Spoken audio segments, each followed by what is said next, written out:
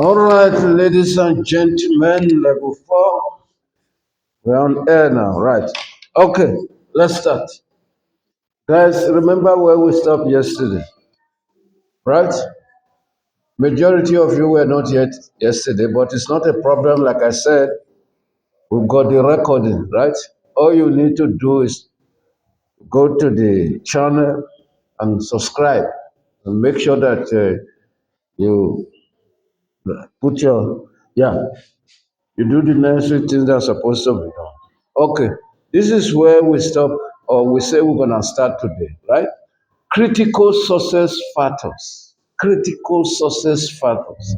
Look at it. Critical. When we say critical, what do we mean by something big critical? Something serious that you must pay attention to, right? When they say something is critical, that means it's very important. It's something that is important, right? Understand? Right. We say success factor. So these are the tasks that will determine if the project is a success, right? When you've got a project, right? Remember, you start from initiation, whereby you conceptualize the project. You conceptualize it in terms of how you need to address um, a problem or take advantage of opportunity. I'm going back now, right? To basis, to genesis, right? What you did in level 3. You initiate a project, perhaps for you to take advantage of opportunity or to solve a problem. Do you understand what I mean? Right. So after the initiation, you need to plan around, right? Before the planning, you need to look for options, several options that can best fit to solve the problem or to address the problem, if you will, right? So there you do your feasibility studies. Got different options that you need to consider. Then you look for the best option that maximizes outcomes, the best fit options. Then you plan around it. So as you are planning, you need to identify certain tasks that are critical for the success of the project. And if those tasks are not done properly, the project will be doomed to failure. That is what we are talking about. It's like a pillar. You know what I mean by a pillar? Right. You see pillars at different strategic positions, right? In a building. If ask this, yeah, the foundation of a building. Yeah, that is another good example, right? Because if your foundation of a building is not right, perhaps you build on top of sand, as it is in Bible. If you may permit me to support it biblically, when you build on top of sand, when the rain comes, the storm comes, what is going to happen? You wash away the building, right? Rather, when you build on top of stones, rocks, becomes formidable, become resilient. Whatever comes, nothing can be able to wash it away. Do you understand what I mean? So those are the things that we are talking about. I like that example, right? Okay. Now, why is this thing stuck now? Okay. Where are we? What is happening here? There is something coming forth here now. Blocking this stuff. What is this? It says Zoom. I'm not doing Zoom here. Where were we? Yeah, I'm trying to see now. It is.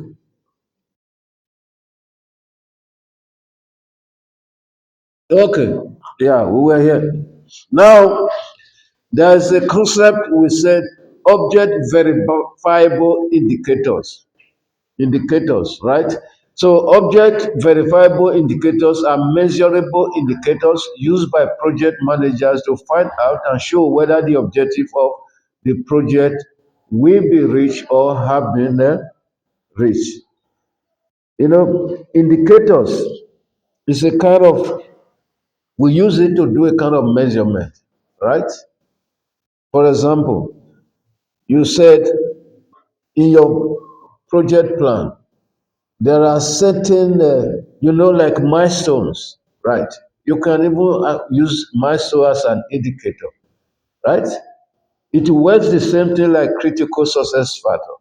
You said, by the time I'm able to achieve this, or if this task have been achieved, it means that the project is successful, right?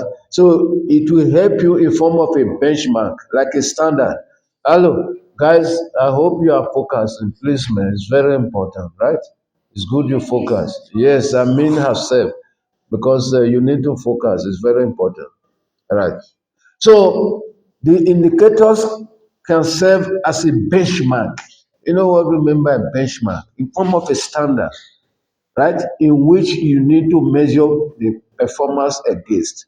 So when you set your indicators, that if this task or group of tasks, as the case may be, have been achieved, then it gives you an indication that the project will be successful. Or if it is a post-mortem, you are doing a kind of evaluation, it gives you that indication that the project was successful.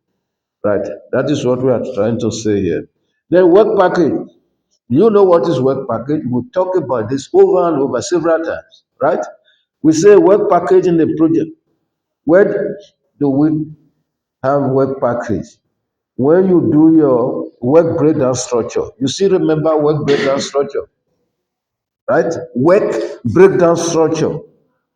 You still remember about that, right?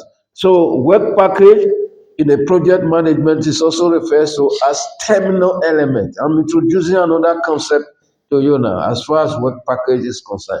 It's terminal, terminal element. What do we mean by terminal? For example, if we say terminal station, that is the end of it. It says like if you are on a journey, right? Terminal is we call terminal like the end of a journey. That is why when people, I don't want to use this example now. When people are sick, they say they got terminal sickness, right? Terminal disease or whatever. That means they're not gonna survive it. Do you understand what I mean? So when we say terminal, terminal means the lowest ebb. When you break down project, right? When you decompose a project, you have the subtask, you have the main task, right? Then you have the subtask, you have the sub-sub. So the work package is the lowest task in the work breakdown structure. Does it make sense to you? Are you sure? Okay. So the lowest element of activity in the work breakdown structure. Deviation. How many of you have had this concept before? Deviation. To deviate. To deviate. For example, you got a plan, right? That you set out to achieve certain objectives. Then along the line, perhaps there comes certain things that makes you not to be able to stick to the original plan. So when you do that, by not sticking to the original plan, it means that you are deviating, moving away from the original plan. Do you understand what I mean? Moving away from what you predetermined to do. That means you are deviating now. It's like a detour, right? When you are driving on the road now, if there's an obstacle on the road, sometimes the traffic will put a detour, right? To go the other way. That means you are deviating from the original route. Does it make sense to you? Right. Do you understand it? Right. In project management, there are instances whereby you need to come across a deviation, deviating from the original plan. Right. For example, there could be late delivery, right? Deliveries are late, Of course, when deliveries are late, when you are not getting the material or resources that you're supposed to utilize in your project, it's going to affect your project plan, right? It's going to affect your schedule, right? In affecting your schedule, you are deviating from the original schedule. Does it make sense to you? Right. Circumstances may change. For example, the client can tell you, no, I don't want this type of specification before, I want another one. Or maybe changes in the specification, in the scope, let's put it that way, to be more technical, right? If there is any change in the scope that perhaps may take longer time for you to incorporate into the project, right? It will cause a kind of a deviation as well, right? Do you understand what I'm saying? Right. For example, let's say a building project, right? Originally, the building was designed to be perhaps, let's say, 2 rooms, 2 bedroom flat. Then along the line, they say, okay, let's introduce maybe a small store, a small compartment to serve in form of a store. You see, now things are changing, right? Obviously, whatever you planned before will never be the same again because things have changed based on the circumstances, right? For example, you've got a project that is running. All of a sudden, there is what we call force majeure. Have I taught you that? Force majeure. Haven't I explained that concept to you? Level 4, you must know that. Force majeure is a kind of, let's say there's a disaster, right? Remember, when there are such acts, it's going to affect your project. For example, if there is a kind of, we don't pray for bad thing now, let's say like a kind of tsunami, right? Or maybe the weather, right? Incessant weather, continuous weather will be continuous rain every day. Obviously, going to affect your project.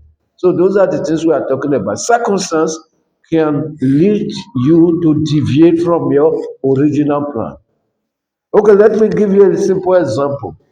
Let's say you got a birthday party, right? Okay, let me keep that one on hold first. Let's talk about COVID. COVID, right? During the time of COVID, schools were closed, right? You were forced to be learning from home, right? Do you know COVID made a lot of people to prolong their program to stay at home for 1 year without learning? South Africa, we were lucky, but there were some countries they lost 1 year of academics year because of COVID. Did you see now? That project now have been prolonged due to unforeseen circumstances that happened along the line as a result of COVID. Are you getting what I'm trying to put across? Then cost increase, cost increase or decrease. It can make or it can constitute a deviation in a project. For example, look at what is happening. I like to give example of current what is happening, something that is happening recently. Right. You know what is happening now? This war, where there is that is affecting the global supply of energy. Right? You see, the prices of petrol is going up, prices of diesel, everything is going up. If you have a project that is using much of transport, that is dependent on transport, what is going to happen? Because the cost is going up, it's going to affect the project. It can cause a kind of deviation in the project. If the diesel is not there for you to drive your bulldozer, what are you going to do? You must wait for the diesel, wait for the supply of diesel. And if it doesn't come on time, you're going to delay your project. You must have to look for other means. If you are relying on machine, right, to do your excavation, and there is no diesel to power the machine, you have to look for other means. Either you talk about or you think about using manual, and manual is going to take a much longer time. Do you understand? In that sense, it's constituting a kind of deviation to the project plan. Does it make sense to you? Or decrease? machinery or equipment breakdown, right? When there is breakdown in machinery, you're gonna be handicapped. You know what we mean by handicap? Yeah, somebody that is physically challenged. We don't call them handicap again, we call them physically challenged. Do you understand what I mean? Right. You can be physically challenged if the machine you are using is broken down. Then what can you do? You must wait till you fix it. It can cause a kind of deviation in your project. In terms of the schedule, guys, we're gonna finish this, right? Before you go, I see you putting your books in your bag. Okay. Deliveries of supplies and equipment are not up to standard. It will cause a poor standard, poor quality, I mean, poor quality of work, which could be rejected. You could be subject to that kind of condition whereby you need to rework on it. You know, reworking on doing what you've done before, repeating it is a consequential in terms of cost and time, right? The tasks take longer to complete than anticipated. You think the task gonna take 5 days, right? Perhaps maybe you that estimated the time, you didn't know much of the task, right? In reality, the task is becoming longer to complete than expected. Then it causes a kind of deviation, right? So we're gonna stop here today, right? All right, all right.